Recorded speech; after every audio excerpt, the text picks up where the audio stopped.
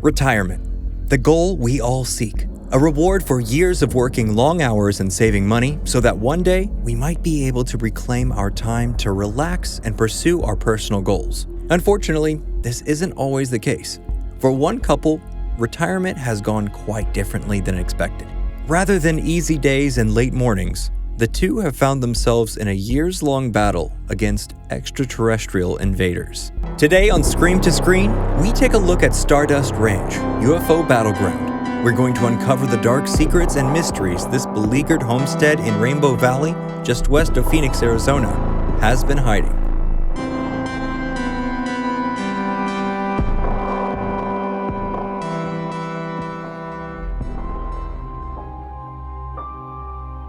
June 1st, 1996, the recently retired couple John and Joyce Edmonds were well on their way to living their dream of owning a Western-style ranch, one they planned to use as an animal rescue center, focusing on providing care for horses.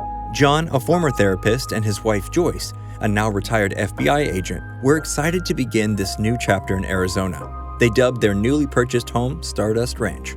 Immediately, things were amiss upon arrival. The former tenants had failed to remove their possessions from the home. Upset, John called his sales agent and was promised that the goods would be out of the property in just a few hours. Returning later, John and Joyce were stunned to find that while the items had indeed been taken from the house, they had simply been tossed into the pool. When John contacted the realtor, he was quickly dismissed by the representative. The ranch has been purchased as is, so the burden was Edwards to bear. Not long after clearing the pool, John spotted a mysterious figure on the property, a machete-wielding man who John says looked clearly unwell, dangerous even. Stranger yet, this man claimed to live on the ranch. John explained to the man that the ranch had been sold and that now he and Joyce were the sole residents. The man, while appearing insane by John's account, responded without violence, but with an ominous warning instead. "You're gonna regret this," the stranger said calmly. "There are monsters on this property, and I killed them."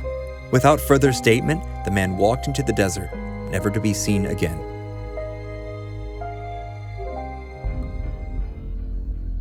As they settled in, the Edmonds began to see things in the sky. Things that seemed impossible. Orbs, rods, black triangles, darting lights in the sky. UFOs. John reports being confused by the appearance of the flying objects.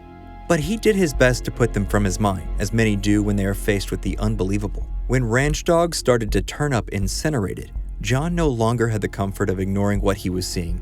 Something was killing the dogs. John quickly realized the condition of the bodies made it clear that this was not something done by traditionally known means. Even with accelerants, it would be impossible to accomplish this without causing damage to the surrounding brush. The couple kept the sightings and the slain dogs to themselves. Unfortunately, soon even horses were found dead. Their remains, with elements of their bodies missing, including tongues and eyes, began to turn up with regularity. John took up arms, prepared to do whatever he must to protect the inhabitants of Stardust Ranch. Not long after the appearance of the mutilated animals, both John and Joyce began suffering from bizarre nightmares. They dreamed about small beings that would enter the room as they slept. Large heads atop diminutive bodies. These creatures match the description entirely of what we have come to call gray aliens, also known as Zeta Reticulans, or Roswell Greys. The intruders would lift the sheets, looking at the sleeping couple, who remained unable to move, as if in a paralytic state. Upon comparing their dreams, the Edmonds came to realize that these were not dreams at all, as their stories lined up perfectly with one another's. After one disturbing nighttime visit, Joyce became aware that one of the Greys had injected something into her forearm. The following morning, she and John discovered that there was a mark in that very spot, an indication that the injection actually happened. This was not something imagined or dreamed. This was real. Not long after the night of the injection, John woke to hear his dogs barking wildly from their kennel on the ranch. Rushing to find what had caused the uproar, John was stunned to discover that his dogs had attacked one of the gray aliens. This meant war. John vowed to respond with the most violent behavior possible. Armed with a variety of firearms, knives, and even a samurai sword, John was true to his word. On more than one occasion, John kept the Greys at bay, firing upon them on sight as they materialized on Stardust Ranch. John was done playing games. Between the assault on his wife and the killing of his animals, John understood that an extreme response was required if he wished to maintain control over the ranch. From his combat with the creatures, John had made a number of observations about them. They seemed to have been able to unzip reality, allowing them to pass through dimensions with ease. Additionally, he questions if these beings have emotion, as they never outwardly express fear and seem completely unconcerned for their own well-being during the violent episodes.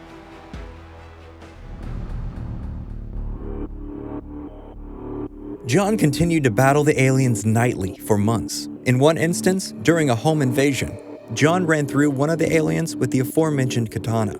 As the alien reeled from its grave injury, it dematerialized. John later shared pictures of his bloodied weapon on Facebook as proof of his encounter.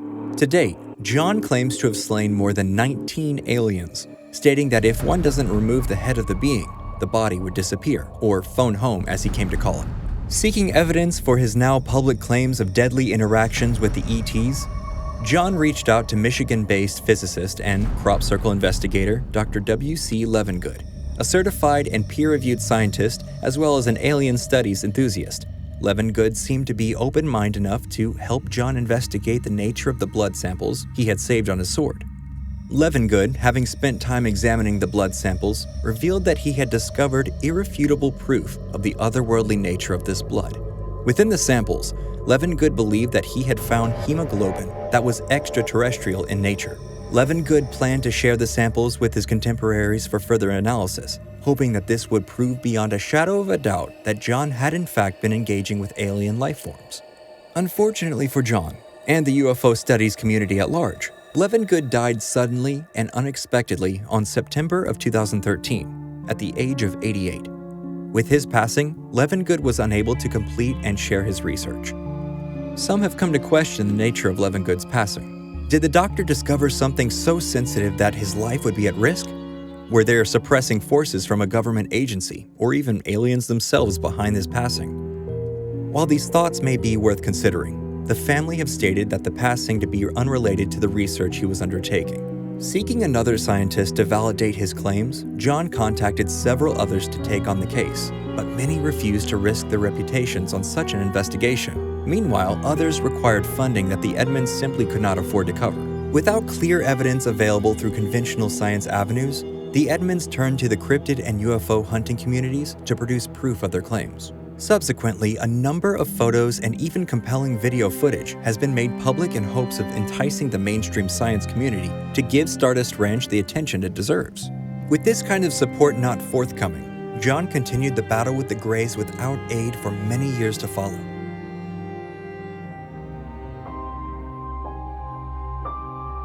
John can only speculate as to why Stardust Ranch has been the focus of such concentrated and sustained attacks, but he believes he has a pretty good idea why the aliens have taken interest in this location. Within the property lines of the Stardust Ranch, John has come to believe that there are a number of portals valuable to the alien species. John suggests that these portals can be used as fast travel wormholes, both on Earth and for interstellar purposes. John believes that there are a variety of portals of this nature around the world that have been used by mankind since the Egyptian era, as well as by the Sumerians. John says he had no idea about these portals when his confrontation with the Greys began, and that stumbling across these portals has been one of the few explanations that make sense to him. Others have suggested that perhaps there is something under the ranch that is of interest to the invaders. John would rather not speculate over the nature of what may be buried on his land, but he has stated on numerous interviews that he and his wife have felt periodic significant tremor activity on the ranch. When asked if he believed there may be a device causing the tremors, perhaps a buried spacecraft, or even an entire underground base of extraterrestrial design, John refuses to speculate. When asked if he is willing to allow an excavation of the ranch, John has declined, saying, "I don't want to live on a ranch full of holes like Caddyshack. If someone wants to buy the property, they're welcome to dig all they want." After nearly 20 years of unrelenting attacks from aliens, with little to no support from the community, the Edmonds finally decided to put the ranch up for sale. The fatigue, coupled with their advancing age, left the couple feeling more and more hopeless in the face of the invading forces. John and his wife wear physical and emotional scars from their years of combat, abduction attempts, and nighttime harassment from the intruders. Both express that they suffer from PTSD as a result of the ongoing torments that have suffered at the hands of the otherworldly threat they have faced alone for all these years. One can hardly blame the couple for wanting out of the situation. Placed on the market for $2.5 million, few expressed interest in the property, aside from Robert Bigelow, owner of the hotel chain Budget Suites of America, who happens to also be a renowned UFO researcher. Bigelow purchased the infamous Skinwalker Ranch in 1996, so things seemed hopeful for the Edmonds. After careful consideration, Bigelow decided to pass on the deal for unknown reasons.